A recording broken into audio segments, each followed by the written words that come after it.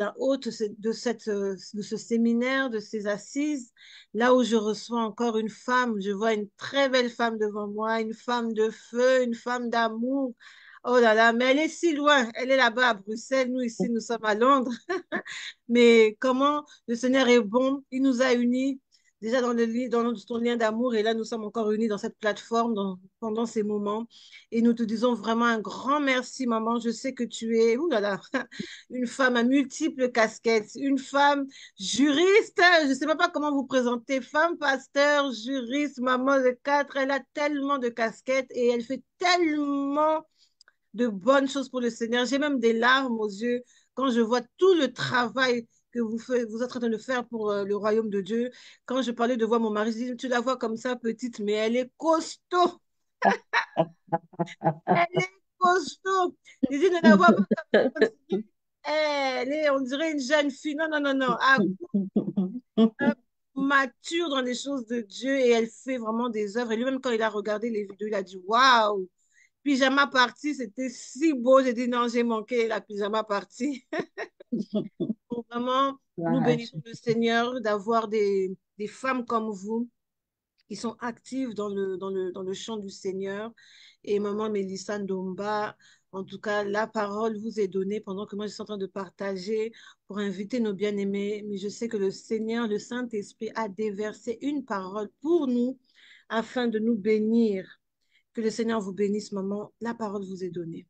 Amen. Merci beaucoup. Merci, maman Laetitia, servante de Dieu. Vraiment, je suis bénie et honorée d'être au milieu de vous pour ces assises. Vraiment, je rends grâce à Dieu pour vraiment l'inspiration qu'il vous a donnée, pour ce temps qu'il a préparé, parce qu'on peut avoir l'inspiration, on peut préparer des temps, mais c'est le Seigneur qui permet que ces assises puissent se tenir. Donc, je rends grâce à Dieu pour ces assises. J'ai pris le temps de suivre les deux premières interventions et j'ai été vraiment bénie. Merci à Dieu qui vous a inspiré. Merci à celui qui prend le contrôle de ces assises. Vraiment, je rends grâce à Dieu aussi pour ta vie, maman Laetitia, mon coup de cœur de Fédis 2023. Vraiment, je rends grâce à Dieu pour ta vie, pour ton énergie, pour ta joie, pour ton esprit de sacrifice. Et je bénis par la même occasion l'apôtre. Merci pour la confiance. En tout cas, que le Seigneur continue de vous bénir. Et je rends grâce aussi à Dieu pour toutes les servantes avec lesquelles nous allons travailler, partager cette plateforme. Je sais que chacune d'entre nous va venir apporter sa grâce et qu'ensemble, nous pourrons construire un édifice qui sera bénéfice pour le peuple de Dieu et surtout à la gloire de Dieu. Alors voilà, je ne vais pas trop m'attarder dans les civilités. Nous n'avons qu'une heure, alors je vais directement aller. La servante de Dieu m'a présenté. Je suis la servante de Dieu, Mélissa Domba. Je suis mariée au révérend pasteur Mathieu Lévin Domba. Nous sommes établis en Belgique. Comme elle a dit, et par la grâce de Dieu, nous avons une extension en France et une extension à Kinshasa. Je suis maman de 4 enfants. Je travaille dans le milieu séculier comme juriste et je fais encore beaucoup d'autres choses, mais l'essentiel ici, c'est la parole de Dieu. Si vous devez retenir quelque chose de ma présentation, c'est que je suis surtout passionnée de Jésus. Alors, sans plus tarder, nous avons déjà pris le temps de prier. Je crois vraiment que ce temps, que cette atmosphère est vraiment saturée par le Saint-Esprit de Dieu. Alors, nous allons simplement commencer par le texte qui nous a été donné dans le livre de 1 Samuel. Si nous pouvons prendre nos Bibles, nous allons lire dans le livre de 1 Samuel, 1 Samuel, le passage qui nous a été donné. Je vais lire euh, 1 Samuel chapitre 1. Je vais lire le verset 28 et après je vais resituer dans le contexte. La Bible dit ceci, je lis au nom du Seigneur Jésus et je lis dans la version 8 secondes. 1 Samuel 1, 28. Aussi je veux le prêter à l'Éternel. Il sera toute sa vie prêté à l'Éternel et ils se prosternèrent là devant l'Éternel. Alors ici, nous sommes en train de parler de Maman Anne, comme je vais l'appeler ici. Je vais rapidement nous resituer. Nous sommes en train de parler de Maman Anne, qui est l'épouse de Papa Elkanah. Et ensemble, ils sont mariés. Mais la Bible dit que l'Éternel a rendu maman Anne stérile. Elle ne pouvait pas concevoir, elle ne pouvait pas avoir d'enfant. Mais papa Elkanah avait une autre épouse, Pénina, qui, elle, avait des enfants. Et Pénina mortifiait Anne, nous connaissons l'histoire, je vais vite pour entrer dans le vif du sujet. Et Anne avait l'amertume dans le cœur. Pendant plusieurs jours, elle pleurait, elle ne mangeait pas. Et un jour, alors qu'ils étaient partis à la maison de l'Éternel pour offrir des sacrifices, elle est en prière et l'homme de Dieu, le serviteur de Dieu, le sacrificateur, Élie regarde et il a l'impression qu'elle est comme ivre parce qu'il voit qu'elle parle, mais il n'y a pas de mots, il n'y a pas de son, il n'y a pas de parole qui sort de sa bouche. Et il s'approche et il lui dit, Maman Anne, mais qu'est-ce qui se passe? Qu'est-ce qui se passe? Est-ce que tu es ivre? Comment ça se fait que tu parles, mais on n'entend rien? Elle lui dit, non, c'est l'amertume. Je suis tellement débordée, remplie d'amertume que c'est ce que tu vois, ce n'est pas l'ivresse du vin. Et il lui demande, qu'y a-t-il? Et l'homme de Dieu lui dit, va, le Seigneur t'a exaucé. Et comme lorsque Dieu parle, il ne faillit jamais, il n'échoue jamais, il est derrière sa parole pour l'accomplir. La parole de l'homme de Dieu s'est accomplie et la Bible dit, dans le courant de l'année, Anne fut enceinte et elle a enfanté un fils qu'elle a appelé Samuel. Et ici, au verset 28, nous sommes en train de parler justement de cet enfant qu'elle a obtenu par la grâce de Dieu et qui s'appelle Samuel. Et la Bible dit qu'elle a dit ceci, aussi je veux le prêter à l'Éternel. D'autres versets disent consacré à l'Éternel et il sera toute sa vie prêté à l'Éternel. Autrement dit, il sera toute sa vie consacré à l'Éternel. Le thème qui nous joint pendant ces assises, c'est la consécration. Mais vous et moi, nous connaissons, nous sommes des lecteurs de la Bible, nous savons que dans un couple, j'ai bien commencé par dire que maman Anne était mariée avec papa Elkanah. Dans un couple, celui qui exerce l'autorité, ce n'est pas la maman, c'est le papa. Donc, si Anne a pris la décision de prêter ou de consacrer Samuel à l'Éternel, elle n'a pas pu le faire seule. Elle n'a pas pu le faire seule. Certainement que papa Elkanah a donné son aval. Et là, j'aimerais juste ouvrir une petite parenthèse. Quand la Bible dit que l'homme est le chef de la femme, il n'est pas en train de dire que chef, ça veut dire écraser. Chef, ça veut dire rabaisser. Chef, ça veut dire humilier. Non, la Bible est précise. Elle dit le chef comme Christ est le chef de l'Église. Autrement, nous avons un modèle de chef.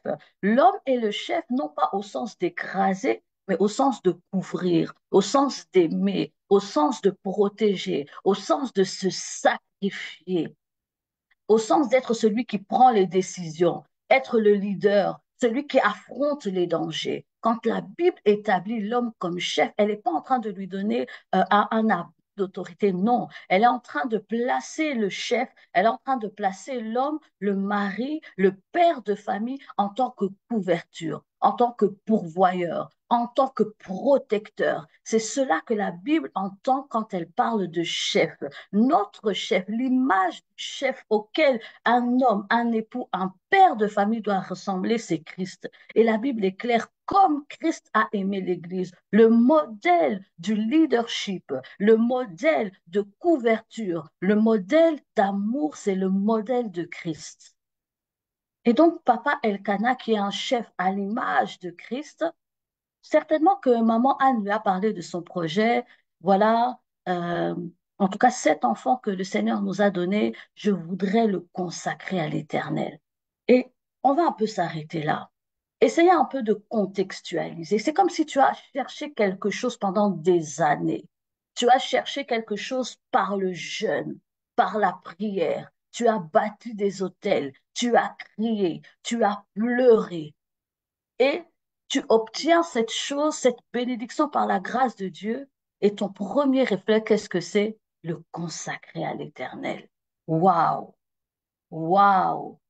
Moi, si j'étais à la place de maman Anne, mon bébé là que j'ai cherché nuit et jour dans des montagnes, le bébé pour lequel on m'a insulté, raillé, j'ai été diminuée. Ah mais non, je vais le garder à côté de moi. Je vais faire des photos tous les jours. Je vais le poster en désordre. Je vais, non, pour ma bénédiction là, le mariage que j'ai tant cherché quand je vais l'avoir, non. Cette maison, ce document, cette bénédiction, cette stabilité que tu cherches, Quand tu vas la voir, tu es en train de faire des projets, tu calcules déjà. La première chose que je vais faire une pendaison crémaillère. La première chose que je vais faire, je vais descendre au pays comme ça, ils vont me sentir. La première chose que je vais faire quand j'aurai mon CDI, ah, je vais aller à la banque prendre un crédit pour une nouvelle voiture. Non. Anne, après a obtenu la bénédiction qu'elle a cherchée pendant des années, dans des cris, dans des pleurs, dans des larmes, dans des souffrances, dans des calomnies, sa pensée a été de consacrer cet enfant à l'Éternel. Et j'aime l'unité qu'il y avait entre Elkanah et Anne, parce que c'est Anne qui a pris la décision, mais Elkanah, en tant que chef de famille, ne s'est pas opposé. Il a dit, si c'est le désir de ton cœur, si Dieu te convainc, si Dieu te parle, cet enfant, on va le consacrer. Et quand nous lisons l'histoire, nous voyons qu'elle a sevré Samuel et puis elle a été le déposer au temple. Et j'entre dans mon sous-thème ici, j'aimerais retirer trois caractéristiques et puis nous allons prier selon la direction que le Saint-Esprit m'a donnée. J'aimerais conduire un temps de prière. Trois caractéristiques de ce couple. Mon sous-thème, si vous voulez, je l'ai intitulé Elkanah et Anne, des parents responsables. Elkanah et Anne, des parents responsables. Ah, quelqu'un va me dire, mais moi, je me suis connectée pour prier pour mon enfant, c'est la rentrée scolaire, je dois prier parce que j'ai besoin qu'il réussisse, pour qu'il soit en bonne santé, pour qu'il soit la tête et non la queue et qu'il brille. J'aimerais te dire, hein, la consécration ou même la réussite de tes enfants commence par ta consécration à toi en tant que parent. Tu veux que ton enfant réussisse, tu veux que ton enfant brille, tu veux que ton enfant excelle, tu veux qu'il soit en haut, tu veux qu'il soit à la tête. La consécration commence par toi. La consécration des parents, c'est ce qu'on va voir ici. C'est ce qui a engendré que Samuel lui aussi était consacré.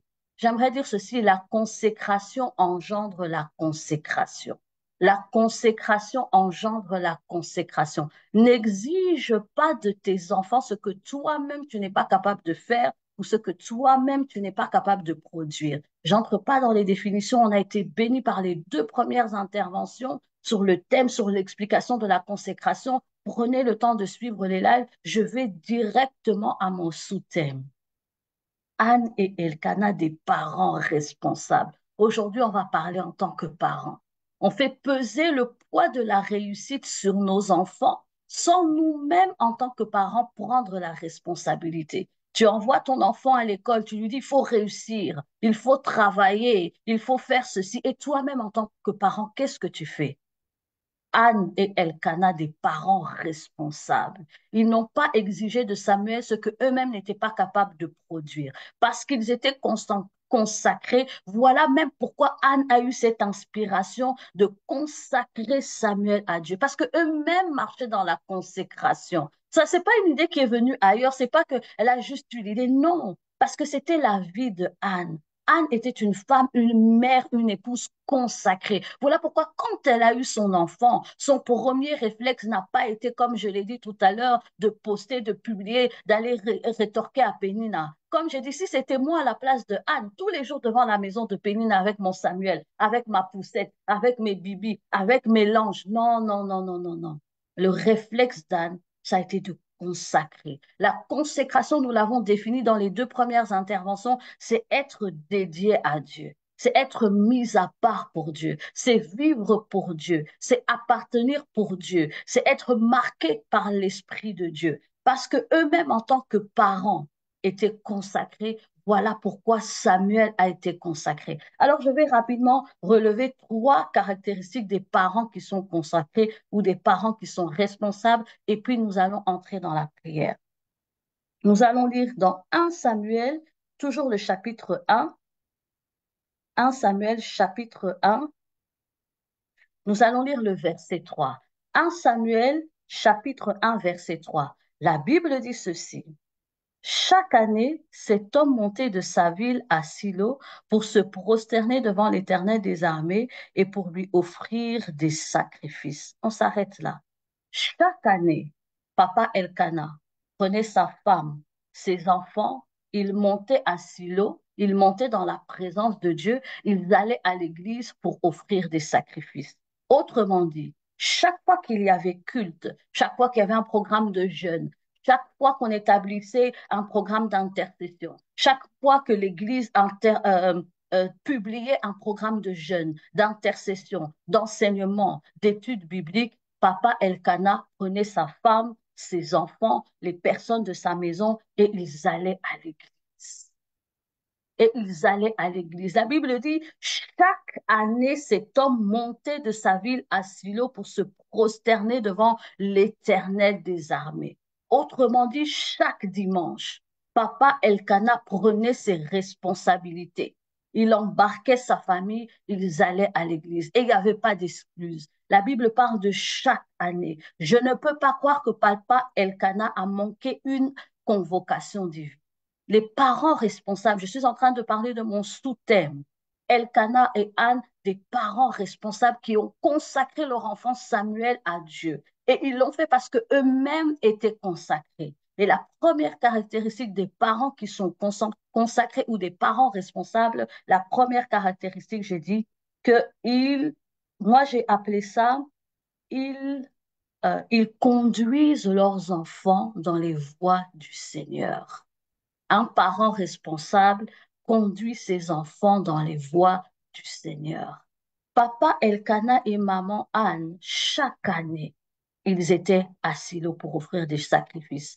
Chaque année, ils allaient dans la maison de l'Éternel. Chaque dimanche, papa, emmène tes enfants à l'église. Chaque dimanche, maman, emmène tes enfants à l'église. Il y a un fléau ces derniers temps. Les parents sont devenus amorphes. Les parents n'arrivent plus à résister aux enfants. Les parents sont devenus presque les esclaves des enfants. Il y a ces dimanches, nous savons bien que dans les règles de cette maison, c'est établi que chaque dimanche, toute la famille doit aller au culte. Mais nous voici parents, nous partons au culte et nous laissons nos enfants devant la télé, nous les laissons dormir. Et toi, tu laisses ton enfant devant la télé alors qu'il y a culte et après tu veux prier pour qu'il réussisse. Mais il y a quelque chose qui ne va pas, il y a incompatibilité.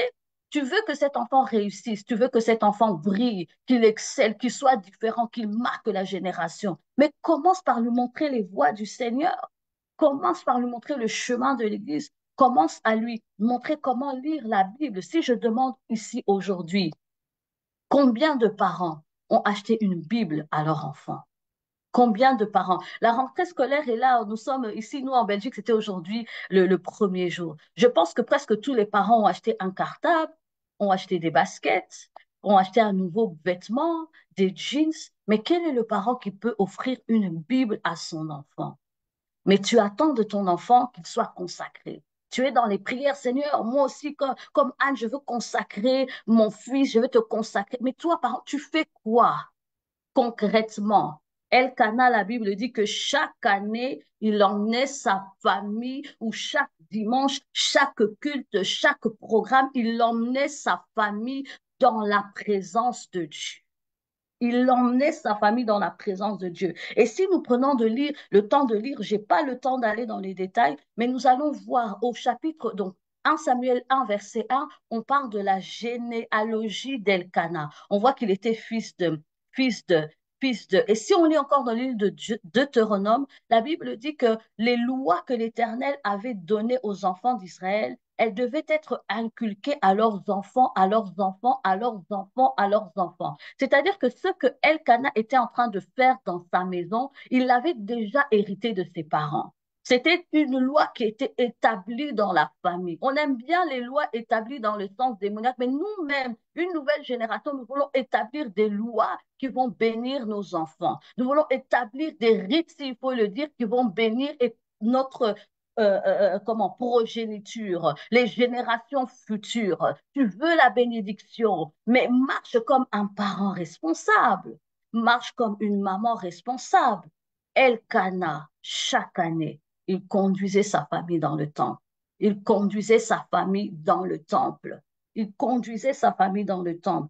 Et quand nous continuons à lire la Bible dit ceci que Samuel croissait dans le temple et il était au service de Dieu. Ça ne m'étonne pas que Samuel soit ce que Samuel était, quand je regarde la vie de Anne et Elkanah, je comprends qu'ils aient pu produire Samuel. Mais nous, aujourd'hui, nous voulons produire Samuel sans faire les efforts ou les sacrifices, j'en parlerai tout à l'heure, que Elkanah et Anne ont fournis. Parents responsables, parents responsables, un père, un véritable père qui conduit sa famille sur le chemin du Seigneur, qui conduit sa femme à l'église. La Bible dit dans le Proverbe 22:6, c'est un passage que nous connaissons bien, nous aimons bien le réciter, mais que le Seigneur nous interpelle aujourd'hui pour que nous puissions véritablement l'appliquer. L'appliquer. Ce qui nous fait défaut en tant que parents, c'est que nous ne connaissons pas la parole de Dieu. On ne peut pas appliquer, on ne peut pas vivre selon ce que nous ne connaissons pas. J'ai parlé du verset 1, où j'ai établi, où on voit dans la généalogie d'Elkanah que c'était de père en fils. C'est-à-dire que le père prenait le temps de lui expliquer comment l'Éternel les avait fait sortir d'Israël, de pays d'Égypte, pardon. Comment est-ce qu'ils avaient marché, les signes, les miracles et les prodiges. Et ça se répétait de père en fils, de père en fils. Et c'était perpétré. Et nous n'arrivons pas à perpétrer parce que nous-mêmes, nous ne connaissons pas la parole de Dieu. Nous-mêmes, nous ne méditons pas la parole de Dieu, alors nous ne pouvons pas la transmettre parce que nous ne la connaissons pas. La Bible dit on ne donne que ce qu'on a. Tu ne peux donner que ce que tu as reçu, tu ne peux donner que ce qui est à l'intérieur de toi. Tu veux conduire tes enfants sur la voie du succès, commence toi-même, parent, à être responsable. Et la première responsabilité d'un parent, c'est de conduire ses enfants sur les voies du Seigneur. Mais tu ne peux le faire, parent, que si toi-même tu es sur les voies du Seigneur. Tu ne peux pas conduire quelqu'un sur un chemin que toi-même tu n'as pas emprunté. Tu ne peux pas dire à ton enfant, va sur cette route, toi-même tu ne l'as pas emprunté. Parents, soyons comme Anne, soyons comme Elkanah. Prenez nos responsabilités, lisons la parole de Dieu, méditons la parole de Dieu. Comme ça, nous pourrons nous aussi transmettre de génération en génération. Oh, j'ai envie de prier pour un parent, j'ai envie de prier pour une maman, en disant que le Seigneur nous fasse grâce d'établir à partir de nous une nouvelle génération qui sera consacrée au Seigneur, une génération qui marchera dans les voies du Seigneur, une génération qui va servir le Seigneur, une génération qui ne va pas se compromettre, une génération qui ne marchera pas dans les voies de la perdition et de la compromission dans le nom de Jésus. Parents responsables, parents responsables. Le deuxième point que j'ai remarqué en Anne et en Samuel, toujours au verset 3. 1 Samuel 1, verset 3. La Bible dit, chaque année, cet homme montait dans sa ville à Silo pour faire quoi? Pour se prosterner devant l'Éternel des armées. J'en ai parlé et j'aimerais m'arrêter ici et pour lui offrir des sacrifices. Pour lui offrir des sacrifices. Ça, c'est un mot que les chrétiens n'aiment pas. Jésus a tout payé, le sacrifice suprême a été fait sur la croix, mon âme est rachetée, moi je n'ai plus aucun sacrifice à faire. Tellement de fois je l'ai entendu. Et ce n'est pas faux, c'est une vérité absolue. La Bible dit, car Dieu a tant aimé le monde qu'il a donné son Fils unique afin que quiconque croit en lui ne périsse point, mais qu'il ait la vie éternelle. Je crois que le sacrifice de la croix est un sacrifice suprême et que c'est le sacrifice qui a racheté nos âmes.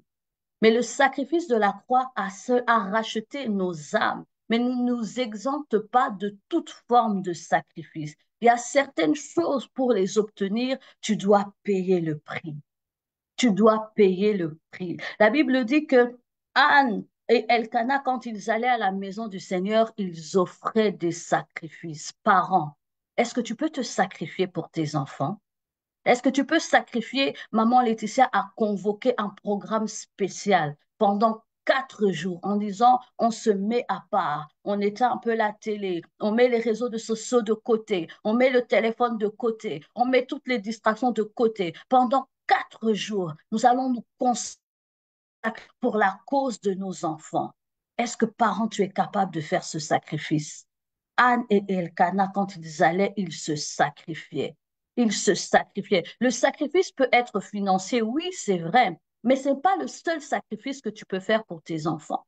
Tu peux te sacrifier en temps, comme pendant ces 4 jours. Tu peux te sacrifier en jeûne. Tu peux te sacrifier en prière. Mais l'essentiel, c'est de payer le prix pour voir tes enfants réussir, pour voir tes enfants prospérer. Se sacrifier aussi, c'est aussi prendre la décision de renoncer au péché. Se sacrifier aussi, c'est prendre la décision de renoncer à certaines fréquentations, de renoncer à certaines amitiés parce que ça influence la vie de tes enfants. Tu vois qu'à chaque fois que tu es avec cette amie, elle vient aussi avec sa fille, elle vient aussi avec son fils. Et tu vois que son fils ou sa fille a une mauvaise influence sur tes enfants. Tu peux te dire en tant que mère, j'aime cet ami, j'aime sa compagnie, on parle bien, mais je trouve que l'influence que ces enfants ont sur mes enfants, c'est une influence négative, c'est une influence néfaste. Tu prends la décision de te sacrifier, tu prends la décision de sacrifier une amitié parce que tu veux voir tes enfants prospérer, parce que tu veux voir tes enfants monter. Et j'aime l'exemple de Job. Permettez-moi rapidement de lire dans le livre de Job, Job 1,5 qui avait compris qu'un parent doit être capable de se sacrifier, de payer le prix pour la réussite de ses enfants. La Bible dit dans le livre de Job, Job 1 au verset 5, et quand les jours des festins étaient passés, Job appelait et sanctifiait ses fils. Puis il se levait de bon matin et offrait pour chacun d'eux un holocauste, car Job disait, peut-être ont-ils péché et ont-ils offensé Dieu dans leur cœur, excusez-moi. C'est ainsi que Job avait la coutume d'agir. Ce passage, nous voyons que Job régulièrement, il offrait des sacrifices pour ses enfants. Régulièrement, il entrait en prière pour ses enfants. Régulièrement, il allait à genoux implorer la miséricorde de Dieu pour ses enfants. Il était prêt à payer le prix. Il était prêt à se sacrifier. Un parent qui veut voir son enfant réussir, prospérer, monter, briller, doit être prêt à payer le prix, doit être prêt à se sacrifier, peu importe. Mais je prie que pendant que tu es connecté à ce programme, pendant que tu es connecté, je ne sais pas, Zoom, TikTok, Facebook, YouTube, je prie que le Saint-Esprit te mette à cœur le sacrifice que tu dois faire pour ton fils, pour ta fille, le sacrifice que tu dois faire pour tes enfants, le sacrifice que tu dois faire pour la santé de ton fils qui est toujours malade. Peut-être que le Saint-Esprit t'a même déjà mis à cœur. Fais un jeûne de 3 jours. Tu verras que cette maladie va quitter la vie de ton enfant. Mais tu es paresseuse. Tu ne veux pas payer le prix. Non, le Seigneur nous demande en tant que parents responsables de payer le prix pour la réussite de nos enfants. De la même façon que tu t'investis pour qu'ils puissent réussir à l'école. Tu leur achètes un cartable, tu leur achètes des fournitures. Parfois, pour certains, on est prêt même à prendre des professeurs particuliers. Paye le prix dans la prière. Paye le prix dans les jeûnes, sacrifie-toi, dors par terre s'il le faut, prive-toi de boire, prive-toi de manger, sois un parent responsable à l'image d'Anne et Elkanah. Arrête de faire peser le poids de la réussite entièrement sur tes enfants. Ils ont besoin de toi, ils ont besoin de tes prières, de ton soutien, ils ont besoin de tes jeûnes. Au-delà de tout ce que tu peux offrir à ton enfant, ils ont besoin de tes prières. J'aimerais qu'un père, j'aimerais qu'une mère comprenne que pour que ses enfants aillent de l'avant, tu es une pièce principale. Tu es une pièce principale. Tu es une pièce principale. Sans toi, il ne va pas y arriver. Sans tes prières, il ne va pas y arriver. Sans ton soutien, il ne va pas y arriver. Sans tes encouragements, il ne va pas y arriver. Sans ton boost, il ne va pas y arriver. Ton fils, ta fille a besoin de toi pour réussir. Papa, ton fils a besoin de toi. Maman, ta fille a besoin de toi. J'aimerais qu'un parent comprenne que nous sommes des artisans, nous sommes des partenaires à la réussite à la réussite, au progrès et au succès de nos enfants. Paye le prix. Sois un parent responsable. Implique Dieu. Implique-toi dans la vie de prière. Tu penses que c'est dans les bars que tu trouveras la solution? Tu penses que c'est près des sorciers que tu trouveras la solution? Tu penses que c'est près des magiciens que tu trouveras la solution? Ton enfant est tout le temps malade. Janvier malade, février malade, mars malade, avril malade. papa, maman, décrète un jeûne toi-même. Tu dis non, pendant une semaine, de lundi à vendredi, je dors à terre parce que cette maladie doit quitter la vie de mes enfants. Mais on aime la facilité. Je vais appeler l'apôtre William, je vais appeler maman Laetitia, elle va prier pour mon fils, elle va prier moi. Entre-temps, je continue à manger, je continue à vivre ma vie, je continue à m'enivrer, je continue à vivre dans des péchés, je continue à vivre dans toutes sortes de bassesses, dans toutes de ce que la Bible appelle les œuvres de la chair. Et tu penses qu'avec cette vie-là, tes enfants vont prospérer, tes enfants vont prospérer, alors que toi, parent, tu t'enivres, tu vas dans des boîtes de nuit, tu vis une vie de débauche, d'impudicité. Penses-tu réellement que tes enfants peuvent prospérer? La Bible ne dit-elle pas qu'elle punit l'iniquité, que Dieu punit l'iniquité des pères sur les enfants? Sais-tu que ce que tu es en train de faire, ce sont tes enfants qui vont payer le prix? Sais-tu que cette jeune fille que tu es en train d'engraisser, tes enfants vont payer le prix? Maman, tu sais que quand tu triches dans ton mariage, tes enfants vont payer le prix. Tu sais que quand tu voles auprès de ton employeur, tes enfants vont payer le prix. Quand tu te compromets, quand tu fais l'œuvre de l'Éternel avec négligence, tes enfants vont payer le prix. Alors, parents, s'il te plaît, maman, s'il te plaît, papa, s'il te plaît, soyons comme Anne et Elkanah, des parents responsables. Mon troisième point, je suis en train de chuter pour qu'on ait le temps de prier. Toujours dans ce même verset, 1 Samuel 1, 1 Samuel chapitre 1, verset 3. La Bible nous dit ceci. 1 Samuel chapitre 1, verset 3. Euh, Chaque année, voilà, chaque année, cet homme montait de sa ville à Silo pour se prosterner devant l'Éternel des armées et pour offrir des sacrifices.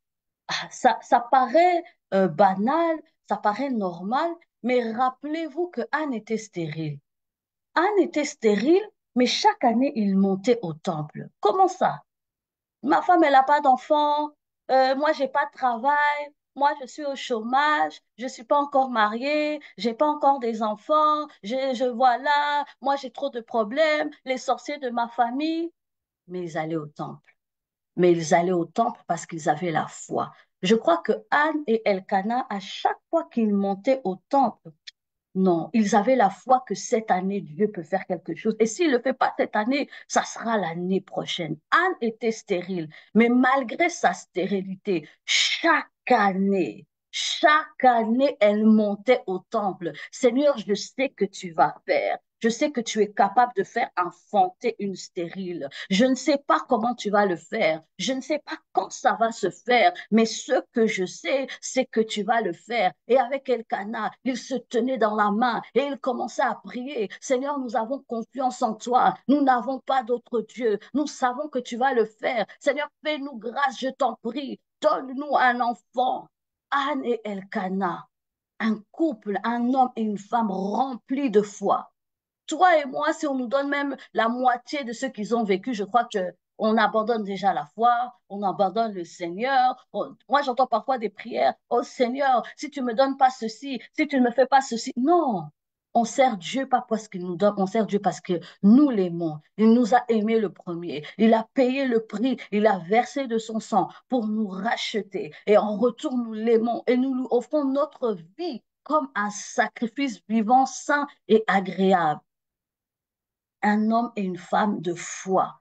Un homme et une femme de foi. Et la foi se matérialise par la prière. C'est tes prières qui matérialisent ta foi. La foi se déclare, se déclare. La foi se déclare, se décrète, se vit. Un verset que j'aime tellement. La mort et la vie sont au pouvoir de la langue. C'est-à-dire qu'à chaque fois que Anne et Elkanah montaient à la maison de Siloé, ils déclaraient déjà, je crois que Anne s'appelait Maman m'a pas ça, eh papa m'a pas ça, ils se tapaient la main, ils déclaraient des paroles de foi, ils avaient confiance en Dieu, ils lisaient les promesses de Dieu, ils se fortifiaient. C'est ça un parent responsable, un parent qui a confiance, même si aujourd'hui ton enfant ne manifeste pas encore les promesses que Dieu a déclarées sur sa vie, mais tu continues à croire, tu continues à déclarer, non, mon enfant ne terminera pas comme ça. Ce n'est pas la fin. ce n'est pas la fin. Tu es destiné à la grandeur, tu es destiné au succès, tu es destiné à l'élévation, tu es destiné à à la prospérité. La Bible dit dans le livre d'Ésaïe 54, grande sera la prospérité de tes fils, grande sera tel est l'héritage de mes enfants. La Bible déclare, je ne mourrai pas, tu vas pas enterrer tes enfants, tu n'enterreras aucun enfant pendant que tu es connecté à cette ligne de prière. Je déclare, toi, papa, toi, maman, tu n'enterreras aucun de tes enfants au nom de Jésus. Au nom de Jésus, tu vivras et ils vivront. Je prie, oh Dieu, la promesse qui est dans Proverbe 22,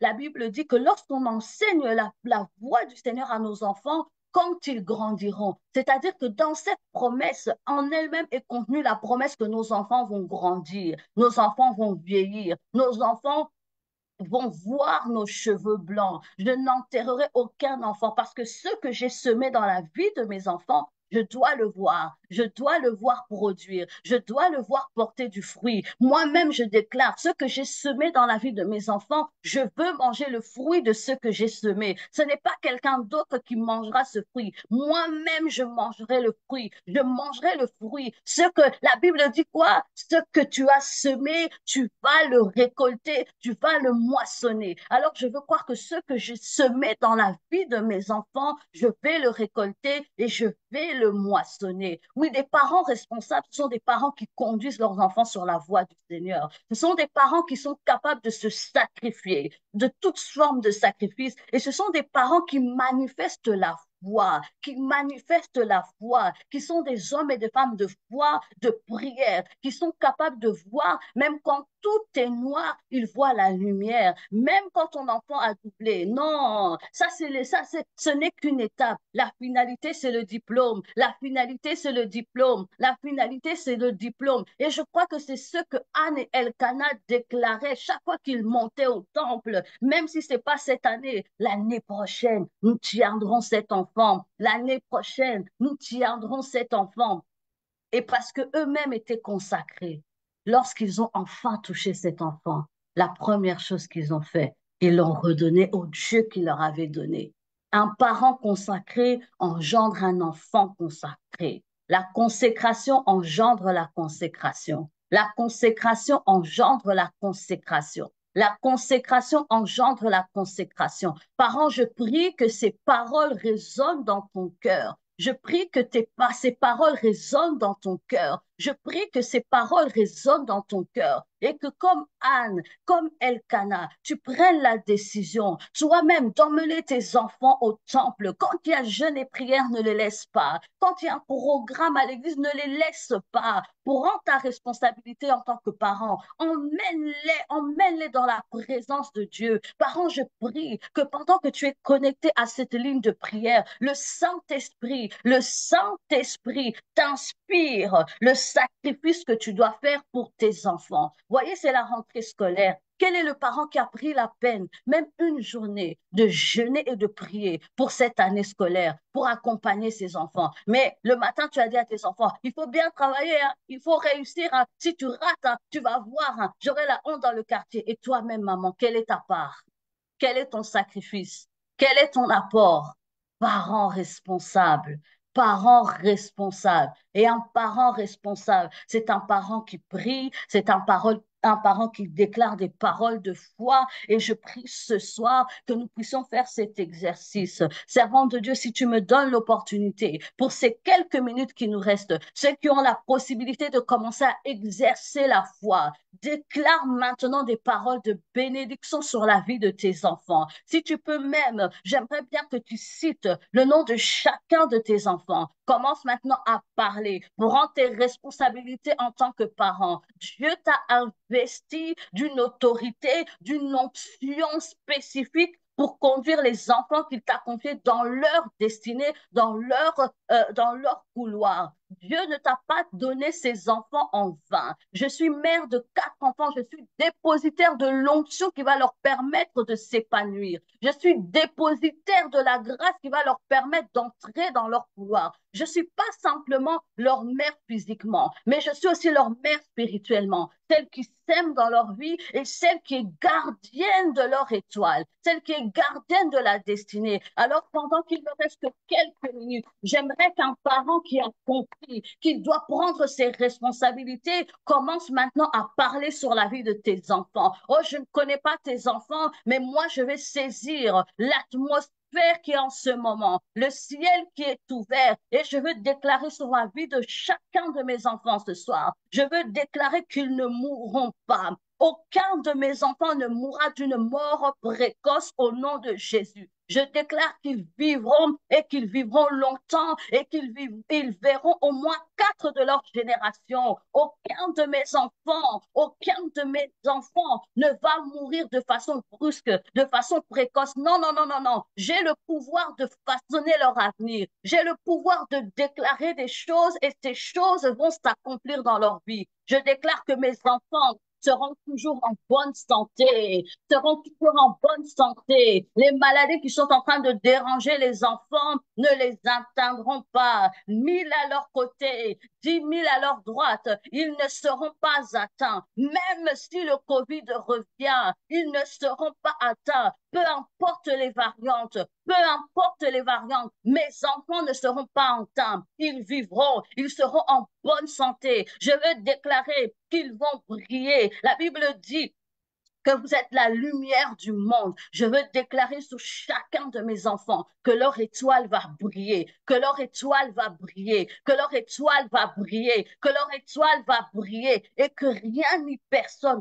aucune main noire ne pourra éteindre leur lumière. Moi, en tant que leur mère, en tant que celle qui a l'autorité, qui a été investie de l'autorité divine sur ses enfants, je déclare que leur lumière ne s'éteindra pas, leur lumière ne s'éteindra pas. Ils vont briller, ils vont s'imposer dans cette génération au nom de Jésus. Je viens déclarer comme Daniel qu'ils sont intelligents, qu'ils ont un esprit 10 fois supérieur. L'esprit qui était sur Daniel et sur ses compagnons est en train de couler maintenant sur mes enfants. Je prie que tu te connectes à ce moment. Je prie que tu te connectes à ce temps. Ne sois pas là juste en train d'écouter ma prière, mais prie aussi pour tes enfants. Nous avons dit qu'un parent responsable, prenons nos responsabilités, prenons nos responsabilités. Parle sur la vie de tes enfants. Déclare maintenant des paroles de bénédiction. Oui, ils vont monter. Oui, ils vont monter. Ils seront la tête et non la queue. Mes enfants vont prospérer. Mes enfants, le succès va accompagner mes enfants. La Bible déclare dans le livre de Job, à tes résolutions répondra le succès. Chaque décision qu'ils vont prendre, chaque décision que mes enfants vont prendre, chaque orientation qu'ils vont prendre, le succès les accompagnera. Le succès les accompagnera. Le succès les accompagnera. Je déclare, oh, que la perversion qui est en train de sévir dans ce monde ne va pas atteindre mes enfants, ne va pas atteindre mes enfants. La Bible dit que Noé était au milieu d'une génération perverse et méchante, mais il a été trouvé intègre. Ils trouveront mes enfants, ils trouveront mes enfants au milieu de l'homosexualité, au milieu de la masturbation, au milieu de la pornographie, au milieu de la drogue, au milieu alléluia, de la cigarette, au milieu de toutes ces choses des transgenres, des questions de genre, Seigneur, au milieu de toute la perversion de ce siècle, mes enfants seront trouvés intègres, mes enfants seront trouvés intègres, mes enfants seront trouvés intègres, mes enfants seront trouvés intègres. Je le déclare avec foi et au nom de Jésus. Ce que je déclare avec foi, je vais le voir s'accomplir. Ce que je sème maintenant dans la vie de mes enfants, je vais le voir s'accomplir au nom de Jésus. Au nom de Jésus. Au nom de Jésus. Au nom de Jésus. Merci Seigneur. Oh, parce que la consécration de nos enfants commence par nous-mêmes. Ce soir, tu as voulu nous faire comprendre que Anne a consacré Samuel parce qu'elle-même était consacrée. Sinon, elle n'aurait jamais eu cette inspiration. Merci de nous faire comprendre que nous sommes responsables de la réussite de nos enfants. Merci de nous faire comprendre. La Bible dit dans le livre de Proverbes, écoute l'instruction de ton père et l'enseignement de ta mère. Nous avons notre part à jouer dans cette partition. Tout ne dépend pas de nos enfants. Et aujourd'hui, comme Anne et Elkanah, nous voulons prendre nos responsabilités, être des parents qui conduisent nos enfants dans les voies du Seigneur, être prêts à nous sacrifier pour nos enfants et être des hommes et des femmes de foi et de prière qui déclarons des paroles de bénédiction sur nos enfants afin de façonner leur vie. Et c'est au nom de Jésus que nous avons ainsi prié et nous disons Amen. Que Dieu nous bénisse. Servant de Dieu, je ne sais pas si j'ai encore un peu de temps. Je reçois quelques paroles. Si je peux, tu me permets. Merci, merci, merci Saint-Esprit. Merci Saint-Esprit. Le Seigneur me parle d'une maman qui a un enfant qui est souvent malade. J'en ai parlé, le Saint-Esprit m'a juste flashé. Et le Seigneur attend de toi, maman, que tu fasses un jeûne de 3 jours, que tu fasses un jeûne. Lui-même va te révéler les modalités de ce jeûne, mais ta part, maman, c'est de payer le prix pour que ton enfant vive une bonne santé. Ta part, maman, c'est de prier pour réclamer la santé divine dans la vie de ton enfant. Ta part, maman, c'est de te lever et de refuser ce cycle de maladie dans la vie de ton enfant. Ta part, maman, c'est de briser ces liens héréditaires qui enchaînent ton enfant dans cette maladie. Je prie que tu reçoives cette force, ce courage et que le Saint-Esprit puisse te révéler, te donner les indications et les modalités précises de ce jeûne et de ce sacrifice. Mais une chose est sûre, l'Éternel répond au sacrifice. L'Éternel répond au sacrifice. L'Éternel répond au sacrifice. Je prie que pendant que je suis en train de parler pour cette maman, il y a des cœurs qui sont en train de battre. Il y a une maman, il y a un papa qui se dit, moi aussi, je veux faire un sacrifice. Je veux offrir un sacrifice à Dieu pour la vie de mes enfants. Je prie aux mamans que tu reçoives l'orientation divine pour accomplir ce sacrifice. Je prie que tu reçoives aussi la provision. Certains, je sens dans mon esprit, veulent bâtir des hôtels pour leurs enfants. Pour cette année scolaire, ne vous retenez pas, ne retenez pas cette voix qui parle dans vos cœurs. Tu comprends qu'en tant que parent, tu as ta part à faire. Peut-être que tu n'es pas fort dans les jeunes, peut-être que tu ne sais pas prier, mais tu as la possibilité de faire une offrande sacrificielle en disant, Seigneur, pour cette année scolaire 2024-2025, je t'apporte cette offrande pour la réussite de mes enfants. Apporte-la auprès de l'homme de Dieu si tu es dans une assemblée locale et qu'il prie pour tes enfants. Et je veux croire que la bénédiction de Dieu accompagnera cette prière parce que l'Éternel répond au sacrifice. Que Dieu nous bénisse.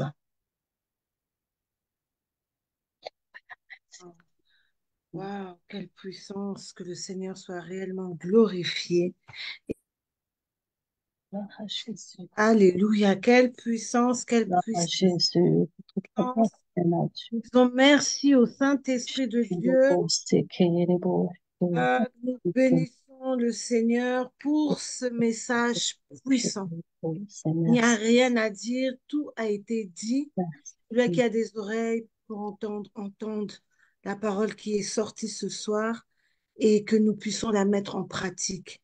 En tout cas, Maman Mélissa, comme je l'avais dit au début, vraiment, nous sommes comblés, comblés, La comblés, gloire. comblés pour cette parole et que le Seigneur continue à déverser cette onction, à déverser l'huile fraîche sur ta vie pour que tu puisses encore revenir un autre jour dans d'autres circonstances, même en présentiel, pour nous bénir. Nous sommes réellement bénis et nous bénissons toutes les personnes qui se sont connectées pour cette séance. Nous nous invitons encore dans 30 minutes, donc à 19h30, nous allons encore continuer dans cet élan, je le sens réellement, avec une autre servante de Dieu qui va nous bénir toujours dans ce même thème de la consécration. En tout cas, maman, papa, soyons des parents, je parle pour nous en général, des parents responsables. Il n'y a plus il n'y a plus d'excuses. On a entendu la parole de Dieu et la parole était pour nous. Elle était pour nous en premier. Soyons des parents responsables. Alors, on se donne rendez-vous à 19h30.